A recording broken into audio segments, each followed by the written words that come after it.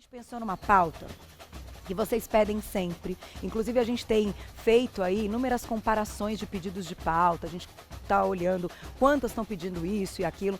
E algo que sempre aparece, gente, hormônios. A gente está no momento que as mulheres estão preocupadas com a oscilação hormonal. A gente já tem mais informação a respeito disso e a gente sabe que muitos hormônios podem influenciar no ganho de peso e no aumento da barriguinha. Então, a gente pensou numa pauta exatamente assim: como aliar este peso, este emagrecimento ou aqueles quilinhos a mais com os hormônios. Antes da gente entrar com a nossa ilustração e com a nossa mesa, doutora Andressa, vem pra cá. Vamos começar só batendo um papinho, daqui a pouquinho a gente vai entrar com todas as ilustrações da doutora Andressa. Bem-vinda! E o ritmo de carnaval, minha amiga?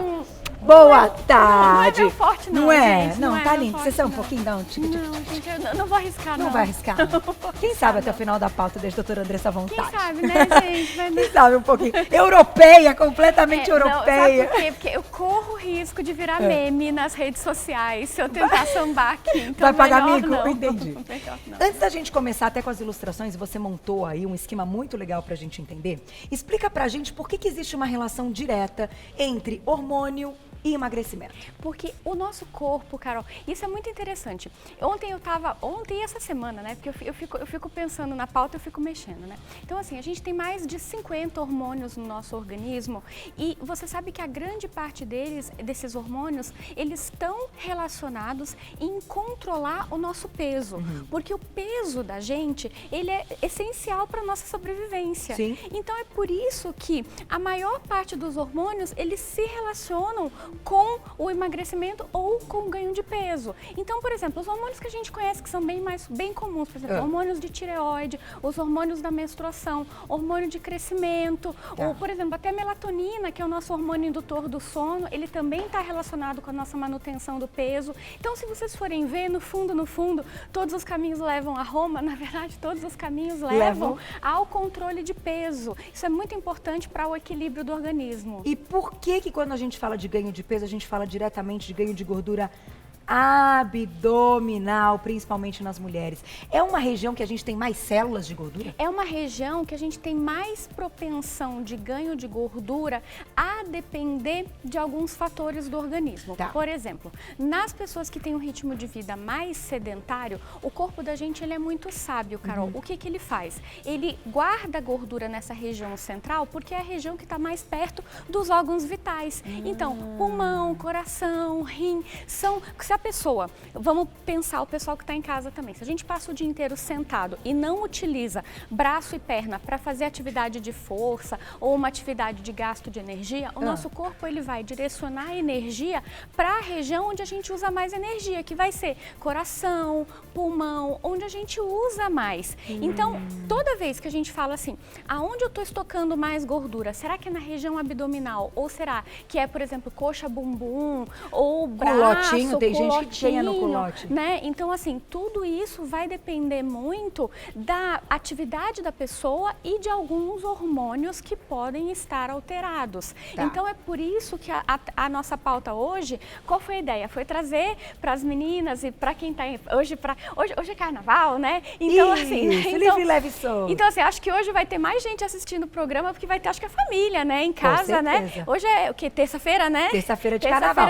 E esses hormônios aqui, eu acho interessante que não é só, você está falando só com as mulheres. Os homens precisam estar atentos também. Exatamente. Porque se eles notam alguma mudança na esposa, na filha, eles não sabem como agir. Então hoje você vai ensinar tudinho. Ensino sim. Enquanto a gente coloca aí nosso primeiro PowerPoint na tela, a gente já vai entrar com as nossas ilustrações, porque tem todos os hormônios hoje na nossa mesa, como vocês estão vendo aí nesse PowerPoint. Insulina, progesterona, cortisol, prolactina, estradiol, melatonina, TSH. Podemos falar de outros, mais de 50, né? Então, aqui estão alguns principais, a doutora Andressa quis destacar, mas apenas para a gente ver que são muitos e que o assunto merece toda a atenção. Exato. Vamos para a próxima imagem e depois vamos para nossa mesa. Você me guia hoje. Tá, já. Hoje é contigo. Eu quero saber qual é o passeio pelo mundo hormonal. Ai, que bonitinho que ela fez. Gente, olha lá o menininho, bonequinho. Gente, o que eu quis mostrar aqui para vocês? Que assim, que o nosso corpo, ele tem uma parte muito importante que são os hormônios, né? Então, cada bonequinho, ele tá representando, tem o hormôniozinho aqui carregando, né? Perfeito. Então, assim, e são os principais hormônios que regulam o nosso peso. Então, eles estão aqui na mesa, né? E a gente vai falar um pouquinho deles. Perfeito. Carol, eu vou deixar à vontade você também. Se você quiser pegar aqui, se você quiser seguir a ordem, você que manda. Então tá bom. Vamos lá, então, essa brincadeira de hormônios. Suas dúvidas, e aí Todas. Você pode perguntar se faz barriga, se não faz barriga, qual é o mecanismo do hormônio. Hoje a pauta é flex. Tudo barriga, né? Então vamos pra barriga, que eu sei que é ao mesmo tempo a paixão nacional e quando ela não tá bonita e a preocupação nacional. Né? Próximo, então, na tela. Vamos lá. Cortisol. Eu sabia que você ia abrir com o cortisol, porque o cortisol disparado já é conhecido como o hormônio do estresse, o hormônio do século, porque a doença do século é o estresse. Exato. Tô certa? Tá, só que assim, na verdade a gente simplifica a explicação, né? Quando a gente fala que o cortisol é o hormônio do estresse, a gente tá, coitado, a gente tá simplificando o cortisol, né? O cortisol não é só o hormônio do estresse. O cortisol é um hormônio que ele é secretado pela suprarrenal. Então aqui, o nosso rim, ele parece um feijãozinho. Tá. E em cima do nosso rim, a gente tem uma glândula que ela é feita principalmente de gordura. E essa glândula, ela produz vários hormônios. Ela, por exemplo, produz um hormônio que chama aldosterona, que regula a pressão. Ela produz também hormônios derivados da adrenalina, que são responsáveis por também períodos que a gente precisa ter um pouco mais de estresse, aceleramento do batimento cardíaco. Tá. E a adrenal ou suprarrenal produz o cortisol. Certo. O cortisol é liberado em períodos de estresse? Sim, mas ele também é liberado antes da gente acordar de manhã cedo, Carol. Porque é o que eu falo assim, o estresse, um temperinho de estresse na nossa vida a gente tem que ter. Porque não é um estresse maligno, é aquela coisa o nosso organismo precisa ter um pouco de aditivo para poder acordar de manhã cedo. Então, o nosso corpo, meia horinha antes da gente acordar, libera o cortisol. É por isso que os níveis de cortisol no sangue são maiores de manhã, são médios na hora do almoço e são bem baixinhos no período noturno. Entendi. Então, o que a gente tem é o que a gente chama do ritmo do cortisol. Perfeito. Qual é a grande função do cortisol? O cortisol... Que é essas que você colocou aqui. Exatamente. Como ele prepara o organismo para um momento de start, um momento de começar, um momento de estresse, mas entendam que é um estresse benigno nesse caso. Ele vai... É um alerta para o nosso alerta, perfeito. É um alerta. O que ele faz? Ele tira a glicose que está estocada e joga na corrente sanguínea, porque afinal das contas, se você está no momento de estresse, você vai precisar de glicose para eventualmente correr, usar no seu músculo, enfim. E ele mexe com o estoque de gordura. O que o cortisol faz? Ele tira a gordura da região periférica e joga na região central. Leia-se barriguinha. Então, é um hormônio que dá a barriga. Perfeito. Então, o que a gente vai fazer? Ai, temos uma barriga. Temos uma barriga. Temos uma barriguinha. Então, assim, o que a gente pensa? Quando a gente fala em cortisol, a gente sempre vai falar que o cortisol, ele vai estar mobilizando estoques de gordura, ou seja, ele vai tirar a gordura das células de gordura da periferia, que a gente fala que são os braços, as pernas, que têm células de gordura menores e vão jogar para a gordura na região da barriga. Isso, um pouco por dia, o organismo maneja. Qual é o problema? Quando a gente tem doenças do cortisol, em que o cortisol está elevado no organismo o tempo todo, que aí o nosso organismo vai constantemente tirando gordura da periferia e jogando na barriga. Okay. Então, em momentos, enfim, normais, né? Em dias normais, quando os exames estão normais, é fisiológico que ele faça isso. Então, todos os dias, um pouco de gordura nessa região, está jogando. Ele joga um pouquinho mais, ele centraliza um pouco mais, Carol, para a gente ter gordura para usar. Porque ele é o que a gente chama de hormônio hiperglicemiante, ou seja, ele aumenta a glicose, para isso ele precisa mobilizar o estoque de gordura. Ele é um hormônio de alerta. Certo. Então, ele é um hormônio essencial para a gente. E quando ele está muito baixo? Quando ele está muito baixo, existem casos, por exemplo, que a gente vai investigar hipoglicemia no paciente. O que acontece? Existe uma dificuldade de mobilizar essa glicose, de mobilizar essa gordura. Então, o paciente tende a não estocar a gordura aqui, mas não é o único fator. Então, assim, é um paciente que ele vai tender a episódios de hipoglicemia, pode ter fraqueza, pode ter mal-estar. E aí, qual é a nossa função como endócrino? A gente tem que dosar o cortisol. A gente dosa o cortisol de manhã cedo em jejum e em alguns horários do dia, mas por protocolo, de manhã cedo em jejum, e avalia se o cortisol está alto ou está baixo. Se está baixo, a gente prossegue a investigação. Então é assim que funciona. Por isso que eu falo, como é que a gente dosa? A gente dosa o ritmo do cortisol. No próximo slide tem uma explicaçãozinha sobre o ritmo do cortisol. Próximo, então. Que ele é maiorzão. Gostei da barriga, hein? A barriga é ótima, a gente vai usar ela várias vezes. Vai usar várias, o que dá barriga, várias o que não dá vezes. barriga. Exatamente. Vamos então, lá. assim, o ritmo do cortisol, ele é... Então, a gente tem que imaginar que o cortisol é bem maiorzão de manhã, na meio da tarde ele já está mais médiozinho, já está mais baixo, e à noite ele é bem baixinho. Muitas vezes, como é que a gente faz o diagnóstico? Aqui de manhã cedo é fácil, a gente pede para o paciente ir para o laboratório e colher exame de sangue. E à noite? Se eu tenho dúvida... E à noite? Como é que a gente faz? A gente manda o paciente ir para o laboratório colher exame de sangue? Não. A gente faz o teste do cortisol salivar. Que é fácil. É bem fácil. O paciente vai no laboratório, pega um tubinho, dentro desse tubinho tem um algodãozinho, igual o algodãozinho dos meus colegas dentistas. Coloca o algodãozinho embaixo da língua. E? Aí ele vai absorver a saliva, a gente faz isso entre 11 e meia-noite. O paciente devolve esse algodãozinho para o potinho e entrega no laboratório no dia seguinte. E aí, legal. com isso, você consegue dosar o cortisol na saliva, que é uma estimativa do cortisol no sangue. Certo. Se o cortisol à noite está elevado, está alto, o que significa? Que eu tenho uma alteração nesse ritmo do cortisol. E aí eu tenho que começar a investigar esse paciente. Será que ele tem cortisol alto no sangue?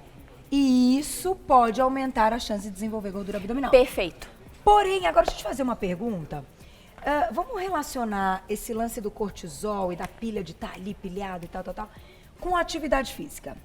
É mais inteligente aproveitar esse cortisol alto pela manhã e praticar atividade física pela manhã? Tem algumas pessoas que rendem mais mesmo, Carol.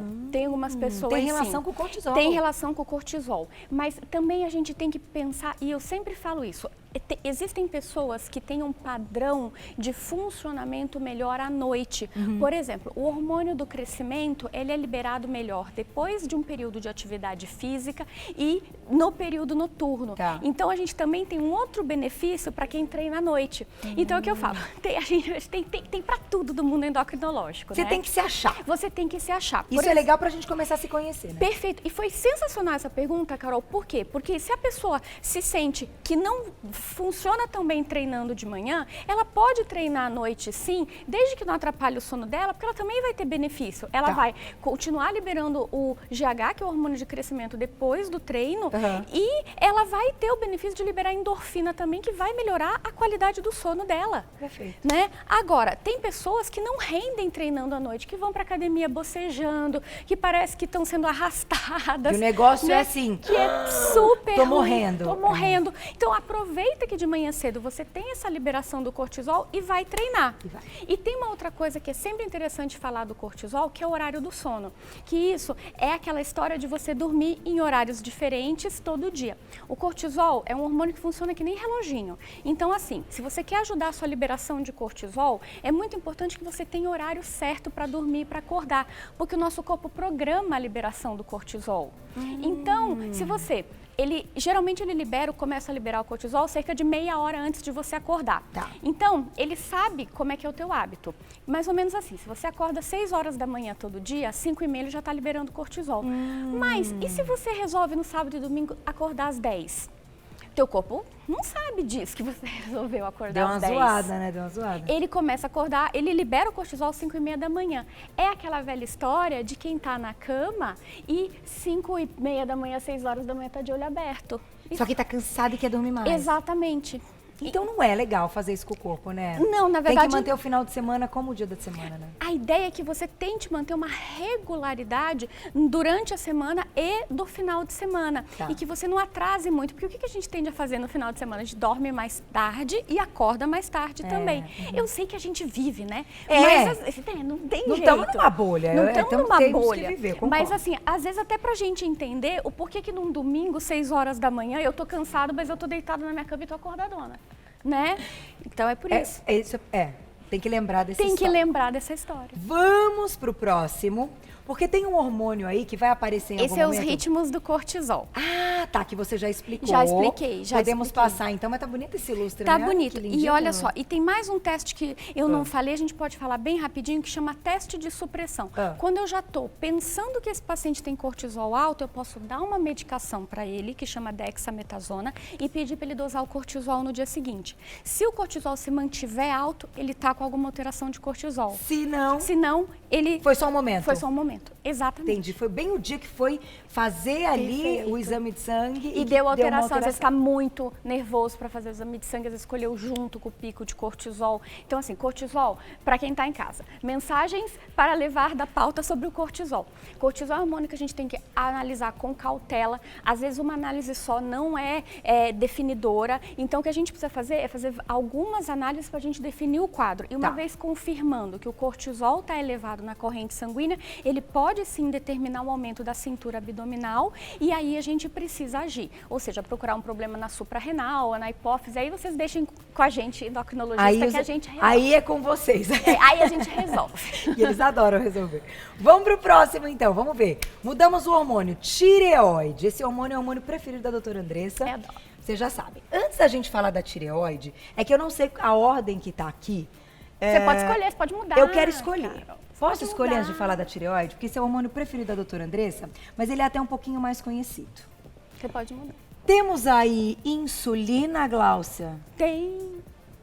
Vamos colocar a insulina na tela, porque embora todas as pessoas saibam que isso aqui significa açúcar no sangue, né? Enfim. Não, eu tenho outra explicação. Então, eu imagino que você tem uma explicação ainda mais, obviamente, clara a respeito da insulina. Isto aqui é um hormônio coringa do nosso corpo, não é? Exato, Carol. Ele ajuda, mas ele pode atrapalhar. Por isso que essa história assim, insulina é um hormônio, todo mundo fala assim, ai meu Deus, eu não posso aumentar meus níveis de insulina. Concordo, e é isso que a gente busca. Qual é a nossa preocupação com a insulina? Na verdade, é uma palavra chamada resistência à insulina. Então, vamos lá. Primeira coisa, da onde vem a insulina e como é que a gente reduz a resistência insulínica? Perfeito. Então, assim, primeira coisa, a insulina é um hormônio produzido pelo pâncreas. Cadê o pâncreas está aqui, olha que bonitinho. Então, assim, a insulina é produzida pelo pâncreas e ela ajuda as nossas células abrindo portinhas dentro da célula para que essa célula pegue a glicose e a glicose entre na célula e a célula use a glicose como fonte de energia. Então, a insulina é como se fosse uma chave, a chave da porta da célula para que ela possa receber a energia, tá? Muito bem, o que acontece? Muitas vezes, quando a pessoa tem um hábito sedentário, tem uma tendência genética, tem uma alimentação que é rica em carboidratos simples, então pão branco, macarrão branco, arroz branco, o pâncreas, ele sabendo que essa pessoa se alimenta mais desses alimentos e sabendo que existe uma demanda maior, então, por exemplo, tá vindo mais comida, tô ganhando peso, ele começa a liberar mais insulina na corrente sanguínea. Para quê? Para poder dar conta dessa glicose que está entrando. E com isso, eu gero um estado no meu organismo de resistência à insulina. E aí a nossa barriga volta. É um hormônio que dá barriga? É um hormônio que dá barriga. Por quê? Porque a resistência à insulina determina acúmulo de gordura na região abdominal, porque ela também mobiliza estoques de gordura na região do abdômen. Então é como se essa insulina em grande quantidade não conseguisse achar o receptor para abrir a chavinha. Exato. Tipo, já preenche todos os receptores, está sobrando chavinha. Exato, sobra insulina e aí o que acontece? Aí a gente não consegue dar conta da glicose, sobra a glicose, porque a glicose glicose fica alta. E aí o que acontece? O nosso fígado, que mora dentro da nossa barriga, ele passa a ficar cheinho de gordura e de glicose também. Então esse meio aqui, o que acontece? Ele vai ficar cheinho de gordura. Então a gente tem um fígado que começa, vamos botar o fígado dentro da barriga, o fígado Carol? dentro da barriga. Pode colocar, feliz. Aqui assim. Dentro da barriga. E aí o que a gente tem nesse ambiente de resistência à insulina? A gente tem um fígado com gordura. Como é que chama fígado com gordura, Carol? Esteatose hepática. E aí a gente começa a ter uma cadeia de eventos que estão associados com a resistência à insulina. Então a esteatose hepática não está diretamente ligada ou só ligada enfim, uma alimentação rica em gordura e por isso fica gordura no fígado. Quem come muito carboidrato também pode ter esteatose hepática? Pode, porque é um elo, é uma cadeia. Então é uma cadeia de eventos que eu queria que vocês entendessem. Começa na resistência insulínica, passa pela esteatose hepática, aumenta a resistência insulínica no fígado e eu tenho aumento do quê? Triglicérides. Então é tudo uma cadeia hepática. E no final das contas vira tudo gordura. Vira tudo gordura. E o que a gente tem que fazer para sair dessa bola de neve? O que a gente precisa fazer? A gente precisa quebrar a resistência insulínica em nível abdominal. Gente, caiu o ar. Vou pegar o ar. Não, eu vi que caiu o ar e você não sabe o que eu fiquei pensando. Ai, não vou fazer essa piadinha, senão vou pagar mico. Prontinho, caiu pois eu o ar. conto. Fora. Tá, gente, é porque assim, né? Deu vontade de rir, porque eu pensei uma coisa engraçada. Estão aqui. Pronto, a barriga já voltou, toda no lugar. Voltamos. Então, o que a gente precisa? Lembrem que nesses casos, o nível de insulina está alto, tá? Então, o que a gente precisa fazer? A gente precisa baixar os níveis de insulina. Uma das coisas mais inteligentes que a gente tem para baixar os níveis de insulina é gastar esse acúmulo de gordura que fica aqui. Tá. Como? Tudo bem, dieta, mas tem uma outra coisa, atividade física. Por isso que eu tô com um músculo aqui. Ah, isso é um músculo, Isso é um tá. músculo. Isso é um músculo. Isso é um músculo. O que a gente precisa fazer? O músculo, quando ele contrai, então quando eu tenho contração desse músculo... Que seria o movimento de forçar esse Exato. Pensem o músculo como o músculo se movimentando, tá? Toda vez que o músculo se movimenta, ele usa o quê? Ele usa glicose. Só que ele usa glicose independente de precisar de insulina. Então, olha que motor interessante que eu tenho. Segura a barriga aí, Carol. Segura a barriga. Pensem que barriga com gordura também tem glicose estocada aqui dentro. Sim. Então, assim, eu vou lá começar a fazer atividade física. Tá. Então, eu vou lá, usando o meu músculo que não precisa de insulina para queimar minha glicose. Pode ir tirando gordura dessa barriga, Carol. Ah, ele tá precisando, ele vai queimando. Exatamente. Gastei uma. Perfeito. Vai pro tríceps agora. Exato. Vai tirar outra. Exato. Então, um dos melhores jeitos de eu quebrar a resistência insulínica sou eu fazer o meu músculo funcionar, minha musculatura funcionar. E aí a gente não tá falando só também de carregar um peso, por exemplo, um agachamento também. Também uma corrida, uma caminhada. Uma caminhada 3 vezes na semana, meia hora, gente, já ajuda bastante a quebrar a resistência insulínica. Tá. Então é isso que eu queria trazer para vocês, que na verdade o que acontece? Muitas vezes a gente pensa no hormônio, mas a insulina sempre é vilão, não tá ajudando. Não, na verdade ela me ajuda a não ter diabetes, porque eu preciso da insulina funcionando, mas eu não preciso da insulina funcionando em excesso. E diabetes é um caso à parte, porque a gente falou há pouco tempo, inclusive, uma aula de alimentação e etc. Porém, eu achei fantástico entender tudo isso, porque não é só dieta, não adianta a pessoa cortar o carboidrato e ficar sem energia e não gastar aquele estoque que já está ali. Exato. Ela precisa de atividade física quando a insulina está alta. Essa é a mensagem. É isso. Posso escolher mais um hormônio? Dá tempo? Quanto tempo? Então, mais um hormônio. Deixa eu escolher aqui. Canta pra mim o que temos aí. Tem progesterona. Progesterona é o feminino. As meninas têm tanta dúvida com progesterona. Você quer progesterona? Então vamos de progesterona. Tem progesterona. E tem um slidezinho assim que tem um H, progesterona H, se a gente puder trazer. Vamos lá. É bem interessante. Vamos gente, colocar. porque a progesterona também é um hormônio que dá barriga. Infelizmente. Tudo dá barriga. Pois é, eu vou pegar o A de novo, gente. Rapidinho, já volto. O A caiu de novo. Caiu de novo. Gente, o A tá com problemas. Começar a fazer uma perguntinha antes de você falar da progesterona. Vocês sabem que a barriga tem o A, mas talvez o A caia de novo. Tá? E eu gosto que a doutora Andressa faz, é amarelinho, porque é gordura, gordura, entendeu? Então é amarelinho. Doutora Andressa, progesterona é um hormônio somente feminino? Progesterona, os homens também têm, mas uma quantidade mínima.